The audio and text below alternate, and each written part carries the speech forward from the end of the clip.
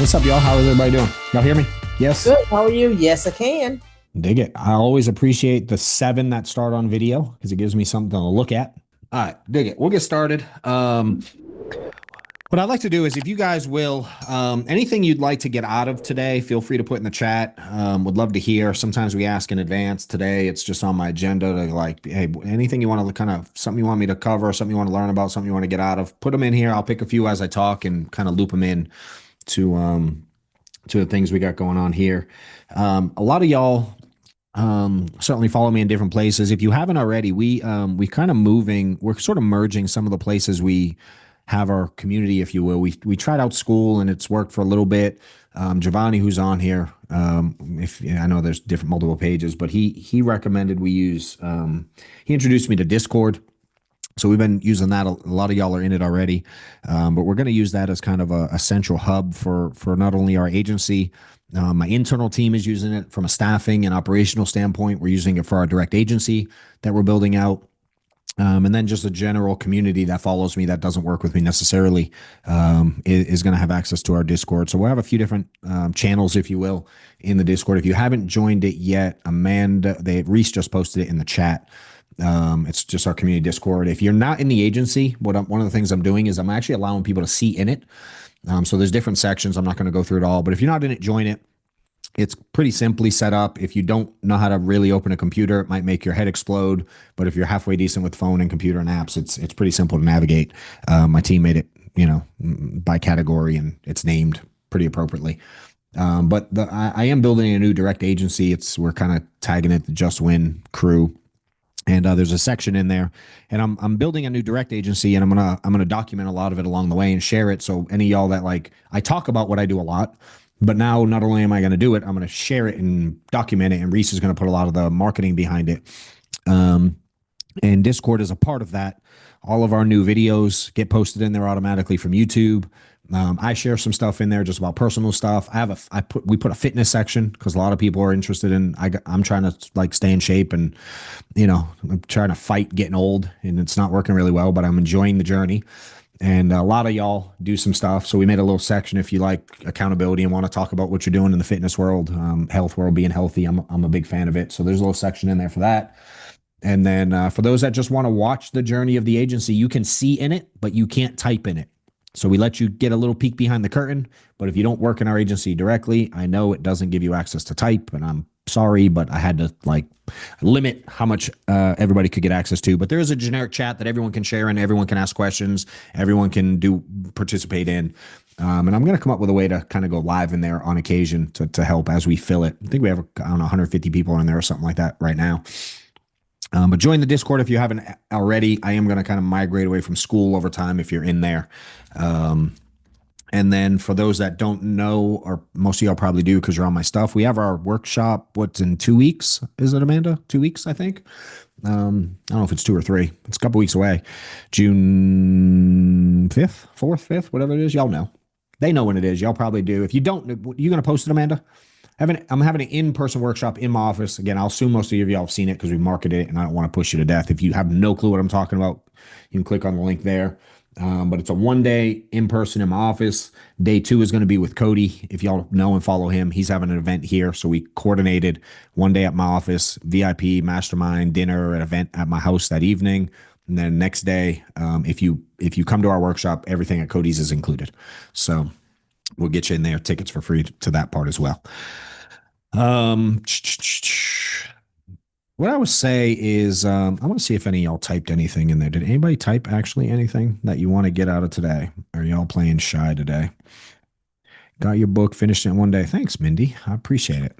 I have 2 screens over here. That's why sometimes I'm looking down. I'm not ignoring you guys. And one I can read significantly better on. I'm glad you liked it. What'd you learn from it? What's the biggest change you're going to make after reading it? I would love to know that. All right, so I'm going to go over a couple things. I'll assume, since nobody asked specifically, most of y'all are trying to figure life out in this business. Figure out how to make it. I know a couple of y'all are making some money because I see you.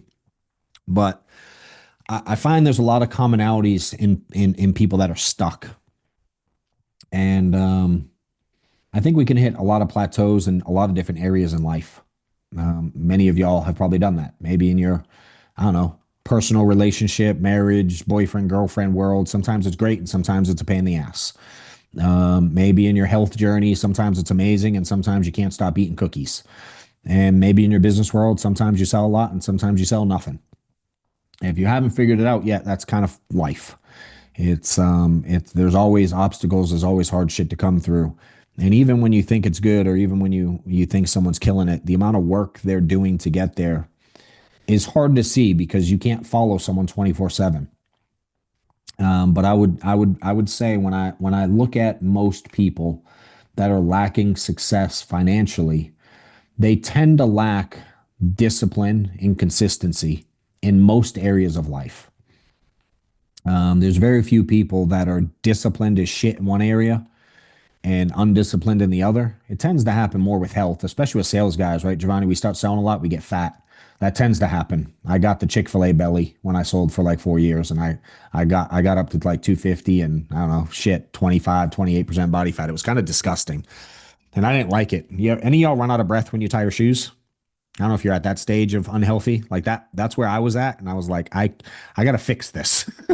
um, but it's the reality is when I was like that, I lacked discipline in what I ate, and I lacked discipline in the amount of work I put into myself physically, and I was super inconsistent with it when I did do it. You go like, hey, I'm gonna start eating good, and you eat good for 2 meals, and then your friends want to go to Chick-fil-A, and you go. Or your buddies want to have pizza that weekend and you have it, or your buddies or your friends or your girlfriends start drinking and you start having drinks. Trust me, I'm always in line for typically for stuff like that. I have to fight that still to this day. I haven't had a drink since January, February, March, April, May. I'm almost at 5 months. I haven't had a single drink of alcohol at all, or any fried. I haven't had one piece of fried food or any alcohol at all in 5 months. And just from that, I've lost like, I don't know. I posted it the other day. I think I'm down like 6 or 7% body fat since January. I'm down to like 14 point something. You know what I mean? And I lost like, I don't know, I think 15, 20 pounds. Just no alcohol and no fried food. And for me, I found when I do something as simple as that, if I cut out alcohol and I cut out fried food, I tend to not want to eat cookies either. I tend to kind of work out more. I tend to be like, well, if I'm not eating fried food, I probably shouldn't have chips and salsa either at Mexican. Because you can get salmon at the Mexican restaurant. You can get grilled chicken at the you know what I mean? Like Amanda got me Zaxby's today. It was grilled chicken, avocado, and boiled eggs on a salad with like a super light salad. I didn't. Now I love and hey, that shit came with the Zaxby's bread in it. Y'all like that Zaxby's bread? Dude, it came with two big ass pieces of that Zaxby's bread, all the butter, warm butter on it. I had to take the thing off the salad and put it there, and I left it on my desk and I stared at it and I didn't take one bite. I really wanted to though, because it's my favorite bread. I don't know. I don't know anybody else that gives away bread like that, but that shit is good. But it's like I have to have discipline in those moments. I could have easily been like, it's a slice of bread. I'm killing it. But dude, I'm trying to stay disciplined in it. You know what I mean? It's like, and this side business is the same. I fortunately got it in business first. When I realized how it worked in business, I applied the same principles I learned in selling a lot and building a team to my health. It's just I could take the do more concept of the book and write a health book using the same process. Um, and for me, the process is quite literally doing more than most around me. It always starts with that. And I found that most people that are struggling with insurance, if you put 100 insurance agents in a room, where do you fall relative to the, how they, when you could take your kids to the doctor and they weigh them and they do their height and you're like, oh, my kid's in the 93rd percentile. He's going to be tall as shit. Or you're like, damn, they're in the 42nd percentile. We're going to have a little midget kid. We kind of look at that stuff and we assess how they are relative to other kids, like what's normal, right, in our head. And some of us can overthink it even. But if you and all that is saying, if like when Maddox, he's really tall, so he's always been like 98th percentile of height, but he's skinny as shit, so his weight is really low in the percentile thing. And this goes, all right, and all that means is if you put 100 kids in the room, he's taller than 98 of them.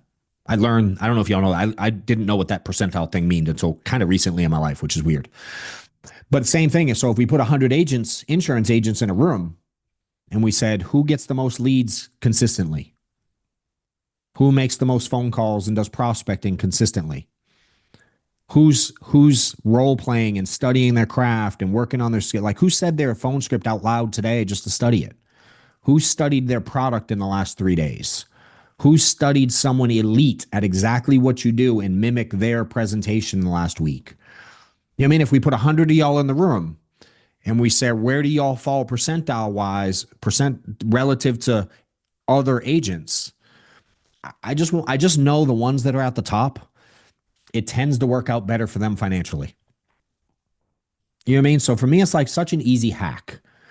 I've never really found a way to go like, let me be at the bottom percentile for activity, but I'm going to be at the top for income. I don't see that often in life, especially early, right? So as you guys start to look at this thing, it's like, how consistent and how disciplined are you in your activity? Because without some type of activity, how do you make sales? Pick an activity. I don't care what the activity. There's plenty of activities you can do to prospect, right? But at its simplest core, what we do in our space is you prospect and you present. That's the only ways you're making money in this deal. If you ain't prospecting, you can't present. And if you don't present enough, you won't make enough money, you know? And that, again, that model's not that deep. So it's like, really look at your situation and your schedule and go, does my activity align with the things I say I want?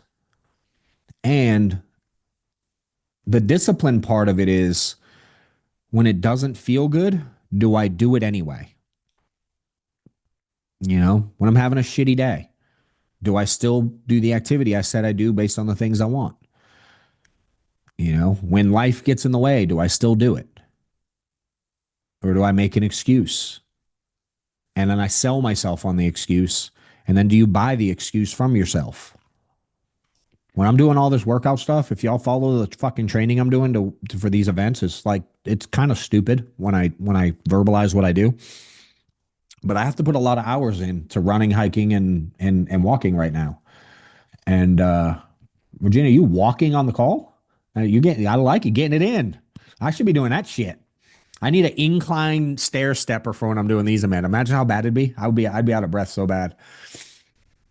But like, I'm at a stage where right now to perform for these events I signed up to, where I'm up to, and if y'all been following me for a while, I didn't start out doing a lot of running, but I'm 7 weeks away.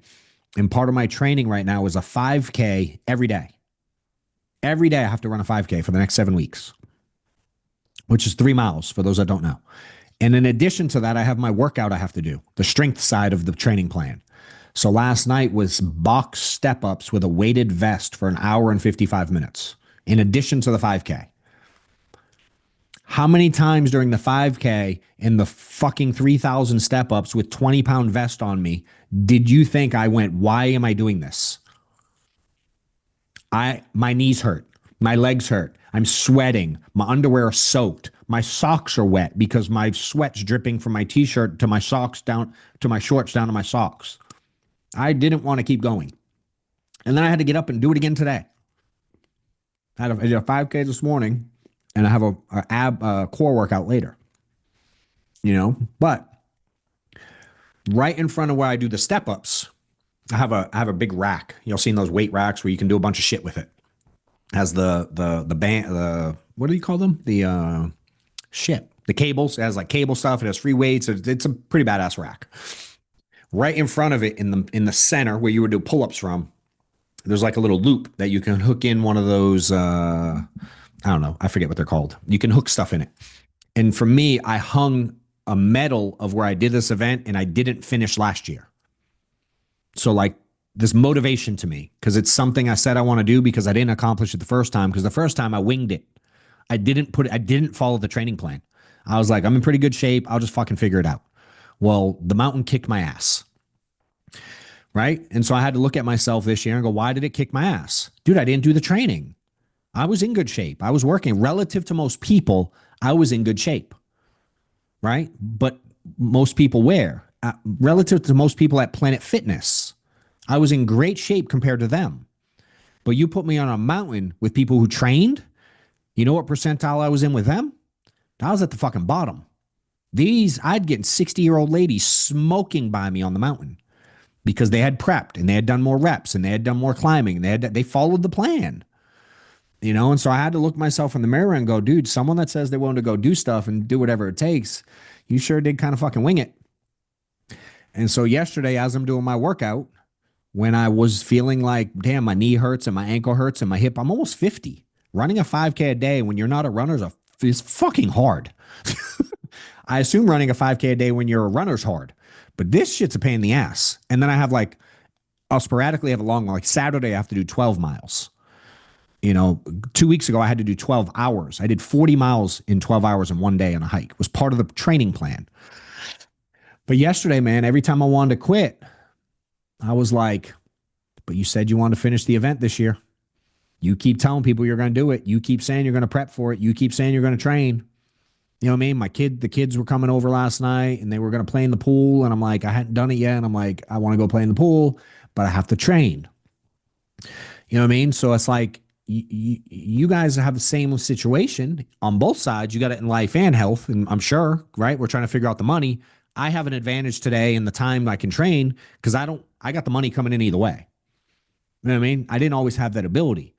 But the concept still holds true. When I was in the field and I was selling, some of the things that I'm afforded today, I remember being in the field in the position you guys are in right now. And when I wanted to stop making phone calls, I used to picture my kids on the public school bus. Any of y'all have kids on a public school bus that go to school? Little bus drives by, picks them up to go to school. No one has their kids on a bus to go to school. Holy Lord. I don't know where y'all go. Where I go. Okay. Some people do. Thank God. Okay. If you don't, ask someone who does. If you know a friend whose children go on a public school bus to go to school, ask them what it's like. It really, really bad things happen on public school buses. It's fucking insane. And so when I felt like quitting in the field or on the phone that day, I would always picture that because my kids had to take a bus for a while. Yeah, I didn't fucking like it. I wanted them going to a private school. I wanted my wife to be able to take them to school. I didn't want that journey.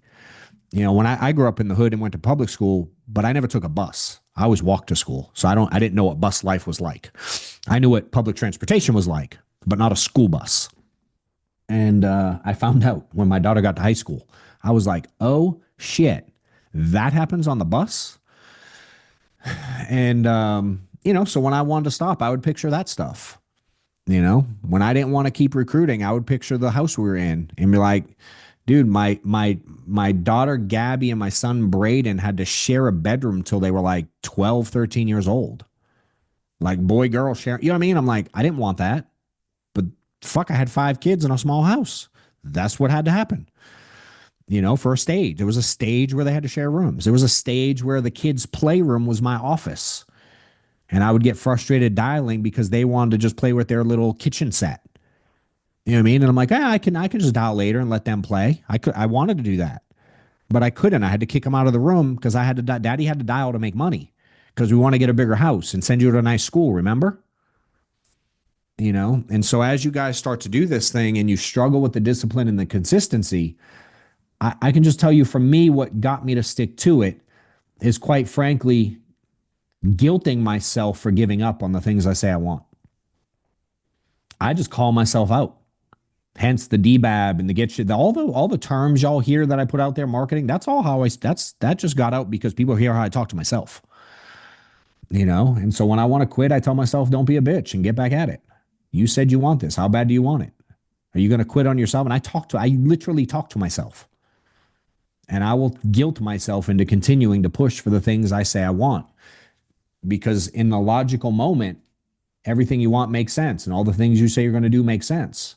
But when life gets in the way and you get emotional and you start thinking and your brain starts going to work, dude, you'll convince yourself of all kinds of stuff.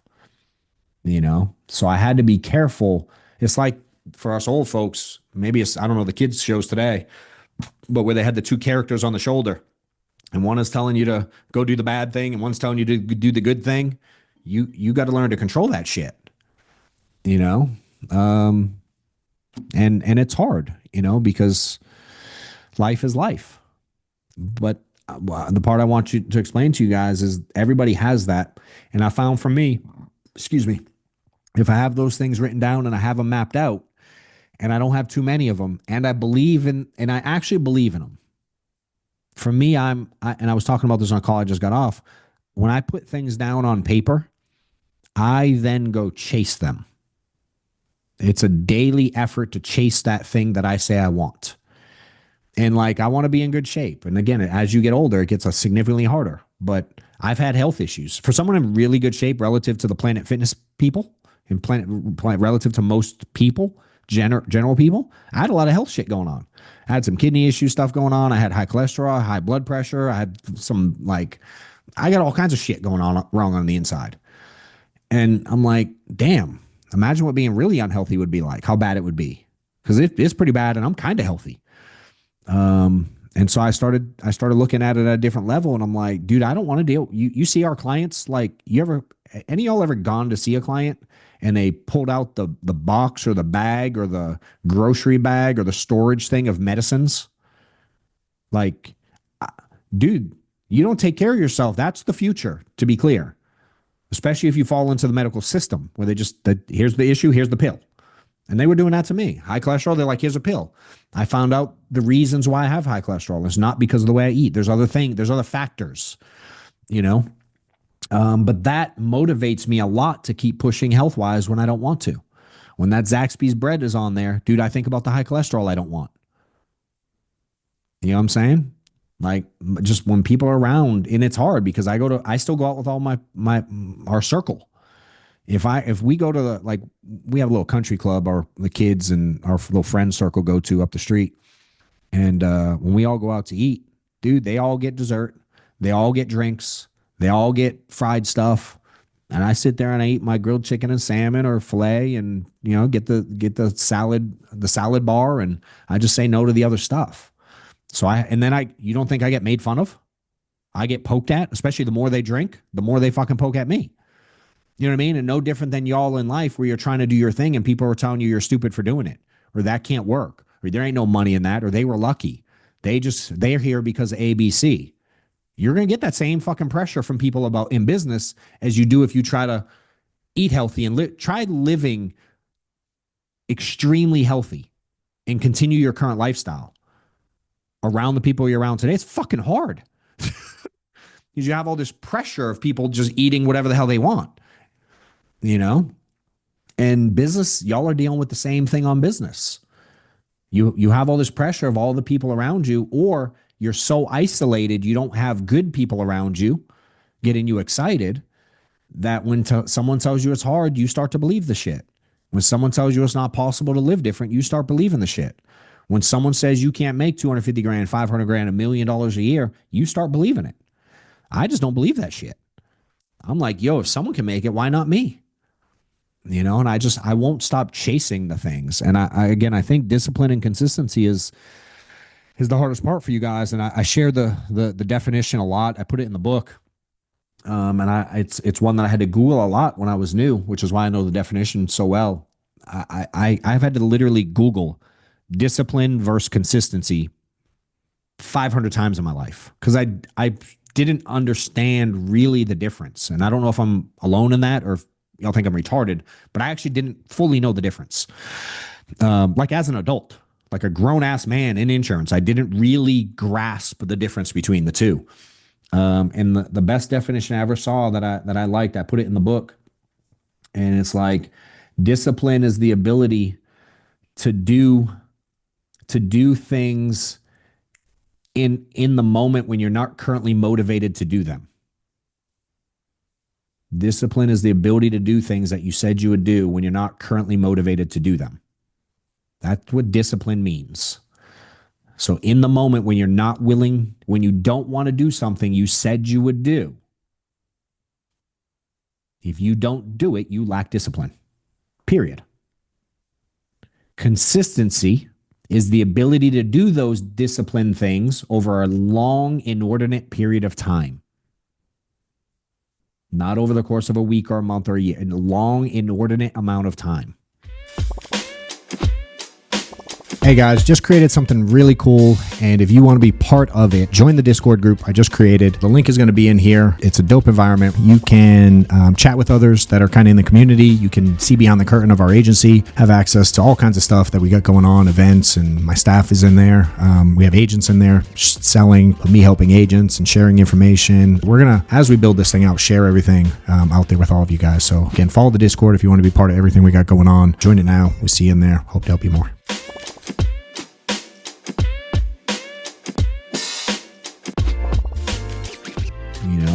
So it's having discipline daily over a long ass period of time. And it doesn't have to be perfect. If I mess up and eat a slice of pizza today, it will not mess up my routine at all. I don't want to do it because now it makes me feel like shit. I've learned, especially as you get old, you start eating good, put clean food in your body, you put some wrong stuff in. It's like, oh shit, who knew? Oh, whoa, what is that all about? And so it actually gets easier. For me to eat really good is so easy today. I found things that are clean. I found things that I love. I found staple items, things that cure like maybe some snack I might want. Dude, you can take a protein shake, literally a gym fucking protein shake, put it in a Ninja Creamy and it's ice cream. It's the same shit. I just poured it in this little machine and hit a button and it makes it taste like ice cream. I'm like, this is the fucking best thing ever. But it's healthy as all get out. And so in this space, as you're doing this thing, I really want you guys to map out, just be real with yourself about like, don't put the fantasy shit down that you say you want. Because if you say you want it, you're going to have to go get it. And it's going to be hard. And are you willing to sacrifice and be, got another walker. Carolyn, get it. I like this shit. I'm a fan. We're going to have everybody on here walking soon. If you're going to write the things down, and say if you're gonna say you're gonna do them, you should write them down and be willing to fight for those things. And there's a lot of things in y'all's lives. And this is the stuff I had to accept about myself early on. Again, keep in mind, I was 35 years old and broke. I told my wife Stephanie, I wish I could have her. I should have her on here one of these days. Something came up about, I don't know, just the way I am, who I am, with the way I treat things and discipline and stuff today. It came up in a friend circle conversation or something. And Steph was like, dude, if they only knew. And I was like, what do you mean? She's like, how different a human you were 10 years ago. She's like, I remember you being lazy. You was sleeping every fucking day. You'd lay on the couch and watch TV for hours with the ice cream carton on the couch and would dig in with the spoon. And like, our early stage of our relationship together, I was not who y'all fucking see. I mean, she was the go-getter. She was up and at work long before I was, especially when I was in insurance, and I can look back and it's like, I don't remember what it felt like to be that way because it feels like so long ago, but I have so many memories of just laying down, watching TV and doing fucking nothing for 12 hours a day on a weekend. I have so many memories of literally just drooling on myself because I haven't moved off the couch in so long. And I made an active decision to change that shit. And I really want you guys to be able to believe in yourselves that you can make some shit happen if you go at it in the long run. Because your family deserves to live different. I know that the only reason mine lives different. I get a lot of credit for a lot of things and it's weird. And I just tell people like, I'm just a fucking guy in Atlanta who works his ass off. That's it. And y'all all have the same ability. You can be a guy or a girl in whatever town you're in and your entire world can be different in 5 years. Literally my life is surreal today because of the effort that I put in and the people that I found and taught how to make money. And I know that a lot of people see that, but I wish you could also see when I lived just like everybody else. And I struggled with all this shit just like everybody else. In fact, I still struggle with it. I just win more days than I lose. I eat like shit very infrequently, but my diet's not perfect. I don't do a good job at counting macros, and I'll grab 4 handfuls of cashews and eat it. And I know that, what I mean? I'm not perfect, but I have way more days on the right side of things than on the wrong side of things. And I've learned that a lot of people that aren't winning are the opposite. There's way more days where you give in to your own thought process and you give up and you don't put in the effort you say you will. And when things get hard, You sit down, and when people tell you you can't do things, you believe them. And when people tell you it's the lead's fault, you believe them. And when people tell you it's the industry or the product or the company, you believe them. When people tell you can't make that happen and you should find something else to do, or only a few people get to make money, only the ones at the top make the money, and you believe that shit. And I'm telling you, it ain't real. You can go get whatever the hell you want if you're willing to go get it. And it takes time, it takes effort, and it's probably going to change your circle. My circle is not the same as it was 10 years ago. It's just not. Um, and that happens from a lot of little everyday things changing over time. So discipline and consistency, work on it, find a way to make yourself, because the reality is no one's going to hold you accountable.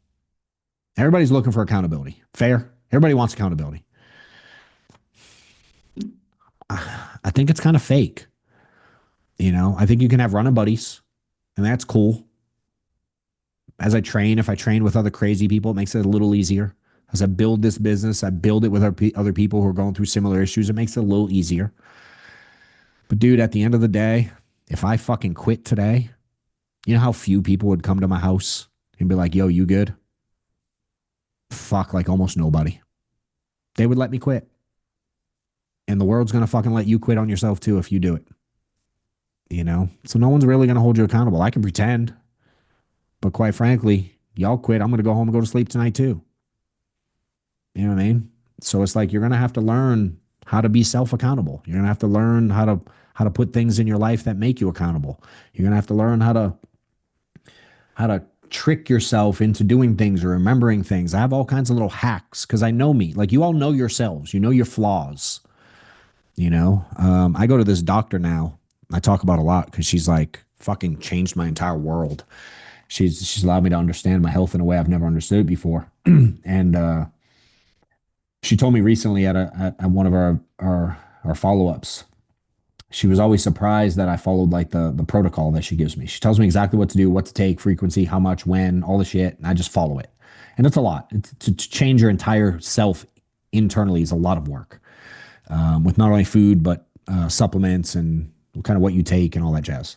And when I go back and she's like, "How's it been?" I'm like, "It's been good." And she always asked me in a way where it was like, "Is it too much? How are you keeping up with the supplements? Are you sure the food is everything okay?" And she always asked me from like a weird like negative angle. And when she did it, I was like, "Why do you keep wording it that way? Like you're expecting me to say it's hard and expecting me to say I didn't do it and like I don't. Why are you asking me like that?" And she goes, "Quite frankly, because you're the only client I have who listens to everything I say." And I was like, "Shit, the only one?" She's like, "Yeah, dude. Most of them say they're going to take the pills and they don't. Most of them say they're going to fix their diet and they don't. Most of them say they're going to eat better and they don't. Most of them say they'll take the vitamins and they don't." And I was like, "Shit." She goes, "How do you keep up with it?" I'm like, "I put them in a fucking pill box once a week." And what do you mean? Like, I'm confused by the question. She's like, "It's harder than you think for most." I'm like, "I don't know. I have a little counter in my house that I walk by 100 times a day. I have a little pantry, and my stuff that I like to eat and drink is in a cabinet. Just if you know me, like we have a really big house, and I have two cabinets. It's like, here's my stuff. Leave me the fuck alone. You can have the rest of the house stuff. I get two cabinets, and it has all my protein powder and snacks I like, and all the things just for me. And I have a little smoothie bar station in my pantry. I have like a walk-in pantry, and I go in it a lot. And so the little pill thing that I have, all the supplements I have to take, and her schedule, she has like a written out schedule, and I have to do a couple shots. I have a testosterone shot I have to do because I'm old as shit. But I put it in a spot to where I walk by it so many times a day. The pills are sitting right there. So every time, and I have like five different things I have throughout the day, like five little ones I have to take throughout the day because it adds up to a lot of stuff. Every time I walk by it, I look and I go, "Ooh, I got to take that one today. Number one." And I take number one, I put it down, and I go about my day. And I don't think about it a lot during the day. I just know it's in a spot that I'm going to walk by so many times a day. I'll see it again later and be like, "Ooh, I got to take the next one. Ooh, I got to take the next one." And then I have a couple refrigerated things, and I put them in just the right spot. So when I open the fridge, I see it. And I go, "Oh, shit, I'm supposed to take that in the morning and the evening." Got it. I don't have a timer. I don't have an alarm. I don't have anything. I just put it in a spot where I can't miss it. And when I did my goals early on, They were on a mirror in my bathroom, and they were on the wall in front of where I dialed. I saw my own goals 100 times a day. I'm not a big write your goals down every day kind of guy. I'm sure it works. I just know I'm not going to fucking do it. There's no way I'm going to do it. I'm not going to journal. I'm not going to. I'm not like a morning like meditate kind of guy. I don't operate that way. So I put myself in a position to where the things I say I want to do are right in front of my face as often as possible. So I'd be like, you say you have all these goals. How many times a day do you see them? How about that spot where you make phone calls that you fucking quit every day? Wouldn't it make sense to put them right there? Wouldn't it make a sense like if you have to turn around and get off your chair to leave your office, the first thing you see is your goals right in front of your face? Or if you taped it on the door where your office is, and in order for you to leave your office, you have to untape your goals from the door to get out. Would that change your outlook? I don't know. I know for me it would. That stuff works for me. You know what I mean? And I hold myself accountable in certain ways. And I'm a weird that to me that's kind of the way I do things. You know, I make sure that I walk into the things I say I want and put myself in a position to not lose in a tough moment. I have this sign. If you've ever been to an event at my office, I have this sign around the corner, and I don't know exactly what it says word for word because it's kind of long, but it's a big picture of Michael Jordan, and it has his stats, and it's like he's got 5 zillion game-winning shots and this many of that and this many of that, and it's all these accolades. But then it's something like because he failed, and it talks about his amount of failures, and the failures are way more than the wins. And it's just a motivated. It's a framed photo I loved. It motivated me, and that hung up on the wall. So I had when I dialed, I had a wall right here, like a pin wall. That's where the goal thing went, and the Jordan poster was right in front of me on the wall. We were there from 2014 to 29, 5 years. I stared at that Michael Jordan sign every single fucking time I dialed for 5 straight years. And it was about reps, which is why I talk about do more a lot. I stared at reps from Michael Jordan every day for 5 years while I was dialing. You know, stuff on social media. I really only follow stuff that's motivating and going to push me towards my goals. I don't really follow anything else. I don't really follow the news on social. I don't really follow sports. I don't really, when like Amanda or my wife Steph, they ask me about stuff going on in the world. They're like, they know that I probably don't. They're like, hey, you probably don't know about this thing, huh? Hey, have you seen this? I'm like, nah, dude, I don't fucking know much of anything. Why? I went on it too much. So I fucking delete it, you know? And I don't miss it. So I don't know. I could ramble about that stuff. I do lots of things to hold myself accountable. And all I'm saying is you all have dreams. You all have vision. I just don't think you take getting them, chasing them, eliminating all the other stuff from your life so you can achieve them. I just don't think you take them as seriously as or know how seriously you need to take it in order to hit the things you say you want. There's a different level, whatever level, if you're not where you're at, want to be financially, health wise, all the stuff, there's a different level of discipline you haven't hit yet. You're just not pushing that hard. Again, if I go in the health world and I go to any one of these mountains where I perform all this crazy, you'll see the stuff I do and you're like, holy shit, he's an animal. Dude, I literally, every race I go to, I get passed by a fucking 70-year-old person. Every time. I get passed by 9-year-old kids when I do a half marathon all the time because they've just been doing it longer. So in that setting, I'm not really that good, but I'm like, yo, there's only 40 people in the state at this thing right now. I'll take top 40 in health on this thing. I'm good. You know what I mean? I don't need to be number one and in the top tier. I don't give a shit. I just want to be in the top room. I want to be in that neighborhood. I want to live in that subdivision. I don't have to have the biggest house and the nicest car, but I want one of the nicest ones. That's for sure. You know, and it takes a lot. So I'll challenge you guys to really put forth some effort and really mapping that out and having a conversation with your families because it's important because they have to be involved because they're going to have to sacrifice too. There's going to be sacrifices from a lot of people in your life. along the way. You're not going to be the only one that has to sacrifice. Hell, me getting in this health journey, my family has to sacrifice because I always have to be paying attention to when I can train, when I can get ready, what I eat. You know what I mean? We go on a road trip. We have Maddox's baseball tournaments. You don't think I have to figure out how to work out around bringing Maddox to baseball all weekend long? You know what I mean? It's like Steph's like, fuck, you still got to get 2 hours of training in today, don't you? I'm like, yeah. She's like, shit, I want to go to dinner. I'm like, sorry, I have to fucking do my thing. You know what I mean? And instead of going out to dinner after baseball, she has to come home because I have to work out, and then she has to cook dinner for me because I have to eat the right shit. Like that interferes with everyone's life too. But she understands what I'm trying to accomplish health wise, and she's on board with it. And she has to sacrifice too. She has to make me a lot of food. Amanda has to sacrifice. She has to always have food ready for me here and know when all my calls are and make sure she orders. She made show them the spin wheel. She made a little spin wheel yesterday. Yeah, I know you have it right there, you little sucker. Because she doesn't like to pick food, right? Amanda doesn't want to make the decision. I'll make a decision, but sometimes I'm like, can you just have the food ready for me? You know my calendar, and you know what I like to eat, but she doesn't want to pick which of the things she thinks I want today. Because there's only a handful of things I really eat. So I was like, make one of those little fucking spinny things, and every day just spin it. You know all my favorite things to eat at my favorite places, so just spin it, and that's what I have for lunch that day. It works. It's just a system to put in place to keep me on point more, and it makes our things easier. It's stupid. She literally taped it together with one of those little fidget spinners, but it's how my lunch is going to get picked now.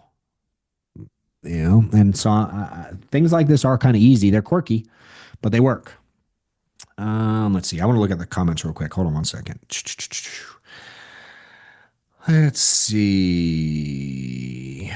Still dialing while I'm on. I have a question. Do I just come off mute? Zach, you can unmute now if you want, dude. If you're still on there. Any lead sources that you would recommend for annuities? Ray, can you send me a DM? I can't. If anybody's interested in lead source for annuities, first of all, you got to have real money. Like there's no $10 annuity lead. Like they're real money. But if you send me a DM, I can get you a connect. Hit me on Cool, like thank Instagram you. or something. Mm-hmm. Okay, thanks. Yep. Yep. Just remind me. That's what you're I looking for, will. please. Yep. And then Zach, I don't know if you're on here. If you hear me now, you can unmute. Anybody has any questions while I'm reading these comments, feel free to unmute and ask because I'm trying to go through them all. There's a shit ton I wasn't paying attention to. Hey, brother. What's up, dude? Hey, not much. I just want to say, finally got your book in the mail. My man, I love it. Hell yeah. I just want to say, I'm not all the way through it, but I do love it. I, it the biggest takeaway I've taken away so far is come from semi-difficult background. It's in a foster care system and everything, and just one of the biggest things resonated with me with your book was that really just not making excuses for prior situations and whatnot. Yeah, buddy. Doesn't matter where you've been and whatnot. That if you put the work in, whatnot, you can accomplish whatever. Yeah. So, I love it, dude. but I did have two questions. So I'm new to annuities, like the concept. So I have a finance degree. Okay. I know I know what an Sure. annuity is, but I'm new to the concept. Yeah. And then B, I was wondering like, I guess like let me say this. I've been watching your YouTube videos with what's his name? Dave, I think, your annuity boot camp. John Gavin. Yeah, John. Yep. So I've been going through those and not little bit by little bit. They're extremely long, but very a lot of information. So, but I guess where do you recommend getting started? What companies do you recommend getting with? Yeah. And then B, I know you say you were, I guess, just kind of, I love your energy, man. Thank you, bro. And I appreciate it. I'm with a company now, but I don't know, just the consistency as far as like getting. What do you sell? Consistent. So right now, final expense and IULs. Okay. With who? So he's an independent guy. His name is Jason Final Expense on Got YouTube. it.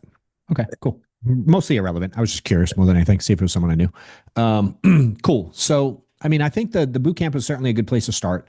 Okay. I'll keep annuity super simple for you, right? Especially for our finance guy. We can overcomplicate things. We can look at like the way the banking system works and all the things and all the moving parts and insurance and reinsurance and all the stuff and assets and liabilities and leverage and all these things, right? I have a finance degree too, and all the shit they teach you is complex. Yeah. The reality is, dude, the annuities we mess with a life insurance, right? Because there's annuities. It's like saying, as John Gavin said in one of his trainings, I'm definitely stealing this from him. It's like saying, I don't know, what are trucks like? Well, shit, there's a lot of different kinds of trucks, bro. You want a tractor trailer? You want a mudding truck? You want a little Toyota Tacoma? Do you want a dump truck? You mean like what kind of truck do you want? Does that make sense? Yeah. So in the life insurance space, we can't sell every type of annuity. We can only sell a certain type of annuity, Yeah. right? Fixing. It's fixed index, correct? And all that means is it's a savings account with a life insurance company, dude. That's Okay. that's really as simple as it is. Okay. Because the money's not actually in anything. You know what I'm saying? It's in the insurance company's account. That's it. And it's a savings account with them. And all the other stuff, how they create interest and indexes and all that stuff, those are just measuring sticks. The money's not actually in any of those things. They just know their numbers so well, like no different than if you read my book. I know if I made a phone call, I made 17 bucks, right? You remember that chapter? I knew every time I made a phone call, I made 17 bucks. That's kind of what Yeah. it worked out to be. Does that make sense? Yes. The insurance companies know every time the S&P index goes up 1%, they make X. They just fucking know because they know their numbers and they know their investments. Does that make sense? So they Yes. tie it to that because they understand it. No different than I could go, if you want to make 400 grand, make 2,400 phone calls a month. You'll get there. It's the same concept, Okay. and so it's as simply as a savings account with a life insurance company, and it's meant for clients that don't want to lose money. There's other benefits for sure. You know what I mean? And there's certainly more moving parts. But how many of those your client needs to understand? Not much. As many as if you have a finance degree, think about what happens when someone puts their money in a savings account, all the things that happen with that money behind the scenes for a bank. Does that make Yeah. sense? How many of Yes. those things does the average client that has a savings account know? Very, very little. Just Literally zero. They know it's in the bank and they can go get it. That's all they need to know with the annuity. It's at the life insurance company. They can't go get it anytime they want because to have all the guarantees, they have to leave it there for a while, which is also like a CD at a bank. Similar okay. concept, like, right? You have to keep Yeah. it here for a while, but Yep. you ain't going to lose money, period. That's it. And you're going to gain more than you will in your savings account for sure. Okay. You know what I mean? Outside of that, dude, 95% of clients you come across don't need to know shit more. You should Okay. learn more so you understand it, but you're not really so you have to explain it because the more you explain it, the less of them you'll sell. And I'm not saying don't explain it because you're being unethical. I'm saying there's not a lot you have to explain because there's no risk for the client. You know what I mean? Yes. Other than tying up their money. So be ethical. Meaning if they have 100 grand, you can't put 100 grand in there, or you can't write on the app they have 200 grand when they only have 100 grand. So you get it slid through and you make your commission. You know what I mean? Like you got to be ethical. But if you Yes. do it legit, the client never gets hurt, bro. And there's so many outs. If they have medical issues, if they need the money, hell, Athene, if you just change your fucking mind after 4 years, you can have it. You know what I mean? Like there's so easy to get out of. So yeah, just keep it simple, dude. And what I would suggest is find the money first, and then we'll teach you how to write it after. And that's what Erica's going through. She's finding the money and she's getting on our annuity boot camp and filling out the form and going, hey, I want some help with a client. We get on the phone with a client and try to help her out. If your company doesn't have that, you can use our resources to use that. And if you don't have the ability to get contracted with the companies, Amanda, if you message us, they can hit us up in Discord direct, right? If they want something, Amanda. Yeah, if you just send a message in Discord, Okay. we can point you in the right direction if you need some. Like some people want to get contracts here because they don't have them at their current place and they just want to write an annuity. We can help, and you can do splits, and you can stay where you work, and we can work where we work, and there's plenty of ways to make it happen. Okay. But at the beginning, keep it simple. Okay. Save Yeah. it. Yeah. Save his account with a life insurance company. and find the money. And when you find opportunities, the closing of them gets significantly easier the more you find. Okay. Yeah, yeah. Because the annuity conversation, two things. I'm gonna say one. I have a buddy that for the longest time I did not like. I knew he used to work for Northwestern Mutual when I and then he moved to Arizona about Mhm. 8 years ago. And Yeah, every that's going to be a yeah. different game. Northwest Mutual is a very different game than what you're doing. Yeah, yeah, no, Yeah. but so he started. I just found out recently that he sells annuities and whatnot. Yep. Because for the longest time, I was like, how like he's always traveling out the country, just living life with his family and stuff Yeah. like that. Yeah. I finally Yeah. messaged him. I was like, bro, I'm like, what do you do? Yeah. He's like, yeah, I sell annuities. Yeah. Blah blah blah. But my godmother, she's about to retire or not. She's a principal at a public school here or not, Yeah. and my godfather is a owns his own mechanic shop, but doesn't have any type of retirement whatsoever, whatnot. And I was speaking with her about rolling her 401k over into annuity, well, not to protect that Yep. just because of just how volatile the market is right Sure. now. Like it went up 3,000 just a few Yeah. Yeah. weeks ago and back down. So Yeah. It's a great spot to be in. And anyone can get in that space of annuity world because our insurance clients tend to have money, right? Maybe not all of them, but a decent amount of them have some type of savings for retirement. And all of them are scared shit to lose it because it's all they have. Does that make sense? yes, So your current book of business is a very good lead source for annuities until you get to a point where you can kind of build maybe your circle, your reputation in your community as being kind of the guy that does that. That takes time, but yes, you can do that's what John Gavin has today. He's known as that dude in his community today. But early on, it was just, hey, let me find leads that need some help and do it that way. But with time, you become more and more of an expert at something, and you can turn it into where I know a lot of people that only write annuities. They don't fuck with insurance at all anymore. But it takes a while to get to that point where you have that type of, and that's stuff you guys can all build. I think the mistake a lot of y'all make is you think whatever it feels like today, if you had to explain the insurance industry or your insurance career to date to some stranger and give like details of what it feels like and what it looks like and how fucking crazy you would sound explaining that to someone who doesn't know what this is, the feeling you have today, if you do this thing right, I promise you it is not, that feeling will go away. It does get easier. It does get better. You do have more control over it. It does become a numbers game. It becomes so predictable. Get effing paid. Get effing paid. Get effing paid. Get effing paid. What up, guys? If you guys are looking to get to a new level in your career, you may have seen that we've been running some workshops in my office in Atlanta. I have them every quarter now.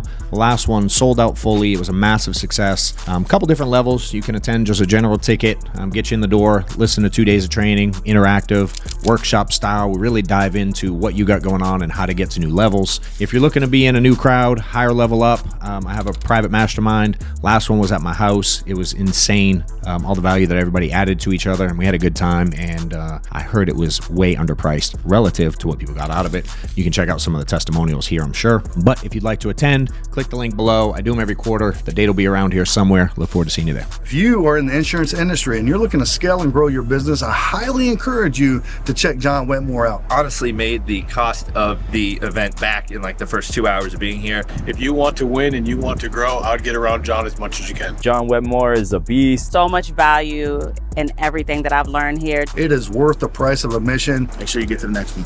Why do you think about this? You understand how the insurance companies can price it, right? Like they use actuaries, right? And they can use data because they can only price it because everything is so predictable. That's how they come up with pricing. Pricing models, they can literally predict on average what's going to happen based on your age and health. Fair? They put everyone in a bucket and they go, if you take these medicines and here's what your health is and here's what your height and here's what your weight is, approximately here's how long you're going to live. I can also take everyone and put them in a bucket and look at your activity and look at your lead flow and look at your mindset and look at your discipline and look at your consistency and tell you how well you're going to do in this industry. It's so fucking predictable. It's just not super predictable with like only a little bit of activity. No different than if an insurance company took all of us, just however many are in here right now, 50 people, whatever it is, I don't know the number, 56 of us, right? If they took us and they tried to build a life insurance model on just us 50 people, it would fall apart. Fair? There's just not enough. There's just not enough data. There's just not enough people to create like a predictable model for an insurance company. And your numbers are probably very similar. It's like, how do you make it predictable when it's just the pool? It's just a small pool, you know? And I wanted to make it predictable. And although there are people who make money on not high activity, it's so unpredictable, especially for the everyday person like you and I. I don't believe I'm blessed with any kind of sales ability any more than anyone else here. I don't think I have the gift to get. I mean, I can talk a lot, but I don't necessarily like with strangers. It's not my thing. You know, building rapport is not my. I'm not the best at it. I'm not the best with people as good as I am. You know what I mean? It's like, and I don't have to be because I understand the predictability part and the law of large numbers. I was taught that really early in my career. You know, and he would always remind me, it's not the law of small numbers. The law of small numbers sucks ass. You know, so hopefully that helps, dude. Just keep at it. And again, if I can help at all, hit me up direct. But I would dive into the annuity thing. We have another one coming up. I think it's next week is our next one. It's on my events page. If you're not registered for it yet, johnwetmore.com/events. Let's see. Prospects hanging up on me. Let's see. I can't read that. My eyes are really bad. And I know it doesn't say Maryland. I am going to mess that name up. Holy shit. Since being new to insurance, I'm struggling with prospects from hanging up on me. What do you recommend for me to work on to be better catching their attention? Are you on here now? Yes. Is she on? Where are you at? Yeah. How do you say that name? How do you say your name? Maya Lynn? It's Maya Lynn, but it's actually my ALN. Is it an L or an I? The third letter. It is? Okay. I can't read. My eyes are bad. I'm like, it's like kind of blurry. Mine too. So when you say people are hanging up on you, what kind of insurance do you sell? So right now I do life and health and mortgage protection. Okay. How many people do you call a day, you think? I would say about 200 people. And during those 200, as soon as they say, hey, in their name, it's like click. So how many of those do you sell? I haven't sold as many like I should. Yeah. So these are actually old leads that I'm working with. Sure. And they're just, I just keep calling them. And so if you were calling me, what would you say? I would say, hey, John, this is my land from. Okay. That's why they hang up on you. Okay. Do you know why? Have you heard your own recording? I have. And that's something I'm trying to do my tonality. Yeah. And so what did you do different when I asked you to go do a script versus how you were talking to me before? What do you mean? When I was just asking you questions about your name, right. You had one tone. Okay. So that's because I just got you talking just to get you talking. Okay. Just so you know, like that was on purpose. Right. And then when I asked you to say you call me, do you know what you did? I had a higher. Oh my God, you yelled at me. Does that make sense? You were like, hi, John, my name is. I'd fucking hang up on you too. Right. Does that make sense? It's like, do you call your friends do you call like an acquaintance that way? I wouldn't even say a friend because you might call your friends that way if it's your natural personality, but like an acquaintance. Right. You mean someone if you called Amanda at my office for help, you don't know her. And I'm like, hey, call Amanda. She can get you that form. Right. Okay. So to be like, hey, Amanda. Very different. Like right. Like if I had to tell you right now, call Amanda, ask her for the annuity form. Ask her for the script. You have to call her right now. Yeah. Hey, Amanda, if she answers, she picks up and says, hello. What are you going to say first? Hey, Amanda, this is Mylin. Okay. What's up? Hey, John asked me to call your office about getting the form from you. Okay. The annuity form. Yep. Okay, I got it here. Where do I send it? Can you send to my email? Yeah. Do you see your tone? How like blah it is? Right. I like that. Okay. That's your normal tone. Okay. That's When what I you're need to work calling on. leads, somehow you think Mhm. you need to be this thing you have imagined in your mind that you need to be. Okay. You know, and Because I know when it works. Yeah, because I know it it definitely works. works. You just have to control it. Right. You don't have to change who you are. You don't have to Okay. turn into insurance version of you. Right. Okay. Just I work have a on normal that. conversation. Yeah, it's like, I don't know, I'm fishing and my kids are jumping in the water. Why can't I catch a fish? Right. Well, your kids are jumping in the fucking water, scaring them. That's true. That's true. I appreciate that advice because I really needed to work on, because I hear myself when I'm recorded and I'm like, man, I just sound not so Mm-hmm. Just talk. interesting. Yeah. Just have a fun, just conversation. Hey, just calling you back about this thing. You know what I Okay. mean? It's way less about the script and more about how you say it. So try to say it. Try to not scream. At the end of the night, 10, 11 o'clock at night when you can't dial, listen to a few. Go like, oh, and make one small tweak the next day. Just one. Okay. Right? So Okay. tonight, listen to some calls. Make one tweak tomorrow. Tomorrow, do it again. At the end of Friday night, listen to some calls. If you dial Saturday, make one tweak. Every day, Okay. just make one small tweak a day. That's Okay. some part of your script. Does that make sense? I appreciate that. Yeah. And You got also it. I'm going to be starting to go door to door, I in love my it. area. And I heard you say something in another video, or we might have been on Zoom before, how you say, hey, do you need insurance? Yeah. Is Yeah. that how you just say it or? Yeah, but it's more about the tone in which I say it. Right. Because the way I said it sounds very different than the way you just said it. Right. That's You know what I true. mean? Like, Okay. meaning, I don't know, if I had a chicken farm and someone walked in to my chicken farm, wouldn't it be fair to me to go, guess you need some chickens, huh? Right. It would make sense. So Right. when I walk into someone's house who needs insurance and I know they need insurance and they know they need insurance, it's really easy for me to go, hey, I guess you need some insurance, huh? Right. They're probably going to say yes a lot. It's not weird. It's not scripted. I don't scream at them. It's not awkward. I actually fucking know they need insurance and they know they need insurance, just like I would know they needed a chicken if I ran a chicken farm and they came to it. Right. It's very just matter of fact. You know what I'm saying? Right. Okay. Like the little girl that checks me out at Publix every week. They don't overthink it. They just check me out and they're like, it's fucking $297.42. And they Right. bag my groceries. They don't overthink it. They don't ask a lot of, they just give me the price and check me out. You know Okay. what I mean? Very I assumptive. appreciate- Right. Make sense? I appreciate that.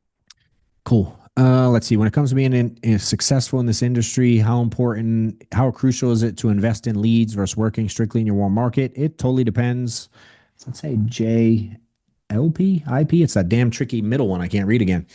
I'm going to call you JP. Oh, there you go. I see it up here better. What is it? What's it stand for? It's all capital. Does it mean something? Or is it your actual name? It's JIP, so JIP. What's it mean? Is that your name? My name's John Paul.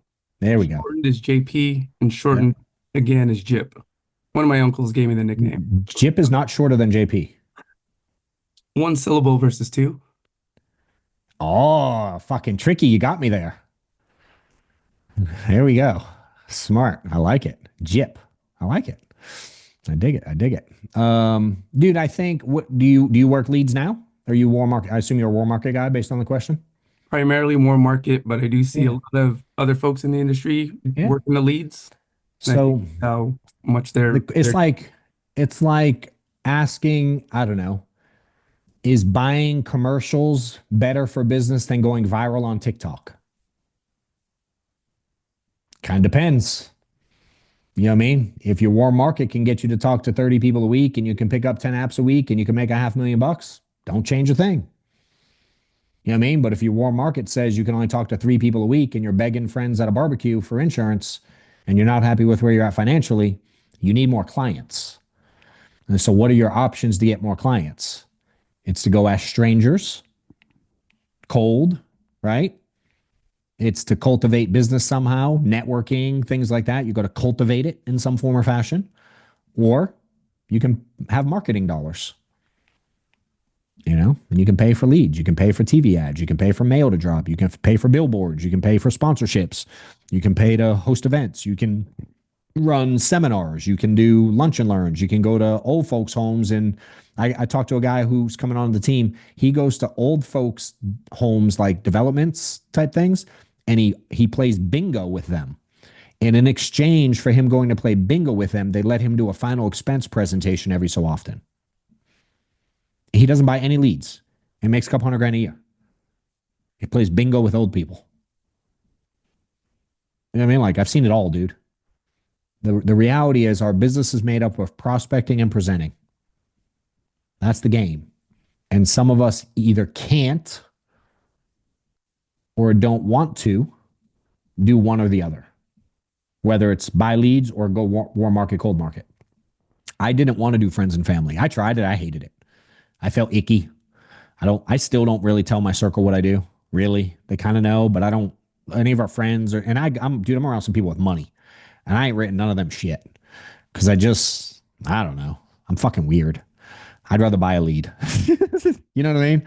It's not right or wrong. It's just what I do. So you get to make the choices, man. They all work. So I guess my question is, I guess based on your question, sounds like you're not where you want to be in the business financially. And if I had to guess, you can't get enough clients in your warm market, or you wouldn't have asked. So then the other thing is, what other option do you have besides to pay for it? You know what I mean? You're going to pay for it either way. You're going to pay for it in less sales and more time to build it, which is going to cost you money. You just didn't pull it out of your pocket. It just never went into your pocket. Does that make sense? You left the money out in the universe instead of bringing it to you by avoiding paying for more contacts. Where I'd rather pay for the contacts and bring more money into my life sooner. Make sense? And you can play a hybrid if you want, because some people do. And they all work. I know people making 7 figures doing you name a style in insurance. I know someone making 7 figures doing it. So I go, it's about talking to people, man. No different than Coca-Cola is about how many eyeballs can I get on our commercials and to drink our can. You know what I mean? The more they're in front of us, the more we order them. The more we see Chick-fil-A signs, the more we buy Chick-fil-A. They pay for the right for us to see them. Ads on social. It's all the same. I had to get my tire changed the other day. We went to take Maddox to baseball, and Saturday morning, we had to get out of the house super early. And we have an Escalade. I have three vehicles right now. One is an Escalade. That's what we normally take. It's kind of the kid baseball car. So, you open it up, put all the baseball shit in the back. The car stays a mess. The wife drives it, but we can lug everything around to the games. So we put all the baseball stuff in, we get in the car, we start it, and the light comes up that says the tire pressure light. It came on and it said 0. Steph's like, fuck, my tire says 0. We get out, it's flat as can be. And so we had to take the Porsche to baseball. It's only a 2-seater. So me, Steph, and Maddox had to get in a 2-seater with all this baseball shit to get to baseball. It was kind of a pain in the ass. But we made it happen. Right. And hold on, let me see this. So we had to get the tire fixed, right? But we didn't have time to do it. So I didn't want to take it somewhere. So we Googled it, mobile flat tire place. So we Google it. I get a phone number. I call a number. Some guy who barely speaks English picks up, says he's going to transfer me to dispatch. I'm like, I've heard that bullshit story before about dispatch, with some of these agents calling saying dispatch sent him out. Right. And I'm like, all right. So he sends me to another guy. The other guy says, he's like, hey, what do you need? I tell him what I need. And he's like, do you have cash? I'm like, I'm literally a fucking lead right now. I'm thinking this in my head. Like, I'm a fucking lead right now. And I start thinking about their business model as I'm trying to book an appointment for this guy to come to my house. So I book in. I'm like, yeah, dude, I have whatever you want. Cash, check, card. Just, can you come fix my tire? He comes out. We meet him. And he's supposed to be at my house. And he's like 20 minutes late. And I'm like, where you at? And he's like, do you have cash? I'm like, bro, I still have cash. And I'm starting to think I'm going to get fucking robbed now, because I don't let a lot of people come to the house, especially like strangers and DoorDash and shit like that. I don't like it. So he comes and he pulls up in a beat up, broken down Toyota Camry from like 1987 to change my tire. I'm like, oh my God. He gets out in dirty sweatpants. He looks like he's been a mechanic for 17. He's 30-year-old kid, but he looks like he rolled out of bed in sweatpants that have been worn by a mechanic for 30 years. And this dude rolls up to change my tire, and he's changing the tire, and he's looking around, and he goes, what do you do? And I'm like, insurance. He's like, what? And I said, you know how I filled out the thing and the name went to you and your buddy sent my name to you and you came out here? I said, I know some of y'all motherfuckers are sharing the money. Either you paid him for my name and number or y'all are doing a split or something's happening here. And he's like, I own my own business. I'm like, bro, I understand I'm a lead. I don't know who owns what, but you know how y'all chopped up the money? I said, this works the same way. Instead of saying, do you need a flat tire? We say, do you need insurance? And then instead of you calling them, I call them. And then I go to their house and I sell them insurance instead of change their flat tire. And you showed up here in sweatpants and old Camry, and you're now wondering what I do because you're in my garage. Does it make sense? But he was still seeking leads. The process is the same for him too. He just didn't have the model to hit where he wanted to hit. So as he's starting to say that, he goes, man, and he's from another country and he has a bit of an accent, super nice young kid. And I just start talking to him just to get to understand him a little bit. And he goes, man, I didn't know I was changing the tire of such a big vehicle. I thought it was a small car. And I go, here it fucking goes. Here it comes. I see it fucking coming in my head. And he goes, normally SUVs are more money, but I wouldn't want to squeeze you for more money. And you think I'm being, because I just thought it was a car. I'm like, dude, can you just change my tire, bro? I'll give you more money. Can you just change my tire? He goes, all right, thank you. Whatever you think is fair, you can pay me. As he's looking at my fucking Porsche 911 5 feet away. Does it make sense? It's like, it is what it is. But I paid for the luxury for him to come to my house and change the tire versus having to wait till Monday and go to a tire shop and sit in the lobby for 4 hours with all the other people with the shitty water and the shitty coffee and the shitty donuts. I'm like, I'll pay for that shit.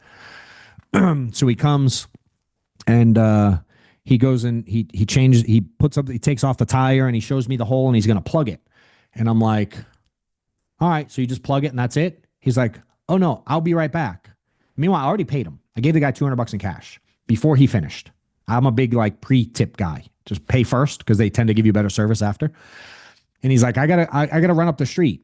I'm like, yo, my truck's up on a jack, dude. And again, it's beat up guy in old Toyota. I'm thinking I'm about to get jacked or his buddies around the corner. I'm from the ghetto. I'm like paying attention to where my gun is just in case.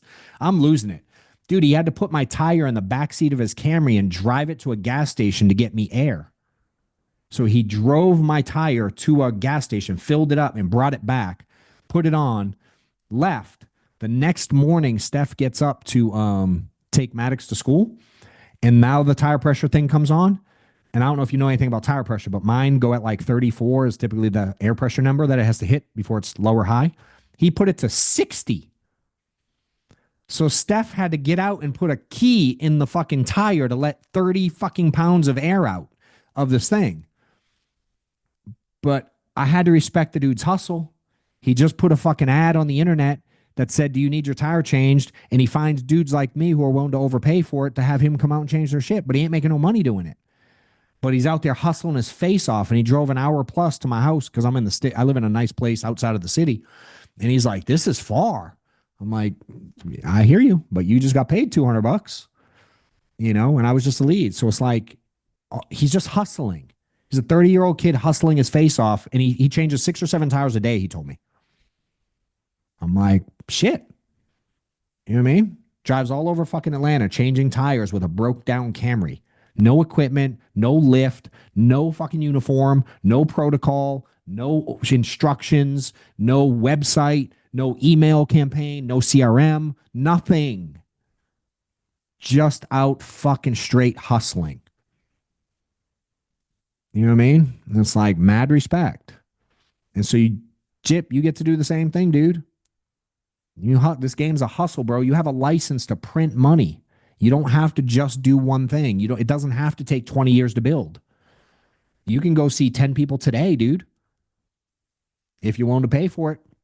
Like old dude in a Camry. Make sense?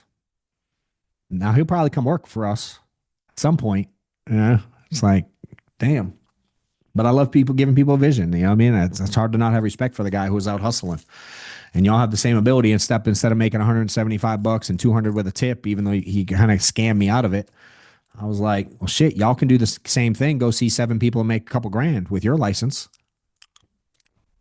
You know what I mean? You can all do that very easily starting today. And you all know that, or you wouldn't be in the space. But I'd question and challenge you how much you actually out there hustling.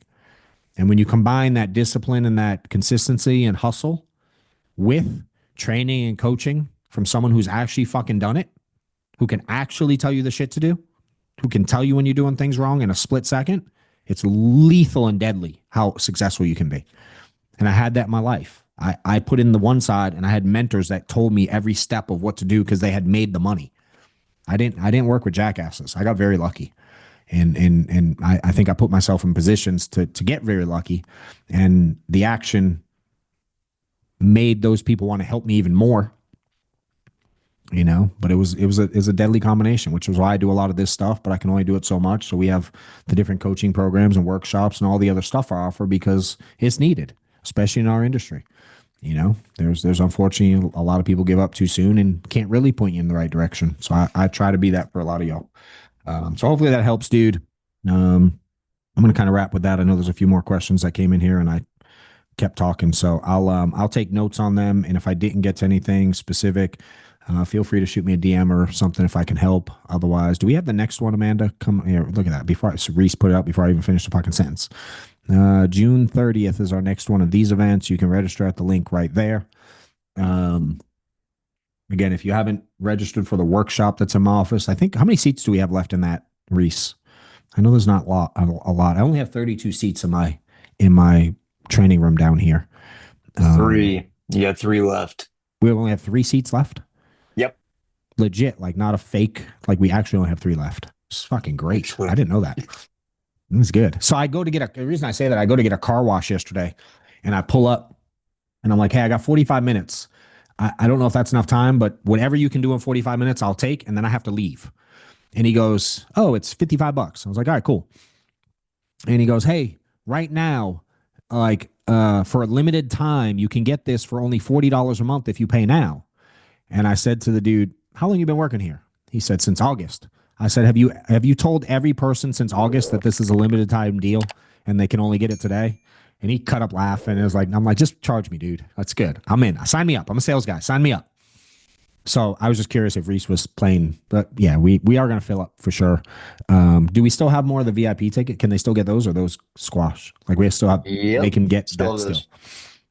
Yeah. So for those that don't know, the VIP, it's full day, but then we're going to have dinner at my house. We're going to Q&A, a mastermind. Giovanni, Cody Askins is coming. We'll have some 7-figure people there. So if you want to get in a small room and be around it and come to the house, feel free to get a VIP ticket. And if you're interested, get it now because you ain't going to be able to soon. And we'll announce more. Again, look forward to helping you guys. And if you need me at all, feel free to hit me up. Otherwise, go make some shit happen in your life and let me know when it changes and what you're doing and what you're seeing for results because I like hearing them. And we'll see y'all at the next one. Appreciate you guys. John. You got it. So much. Later. Thank you. You're very welcome.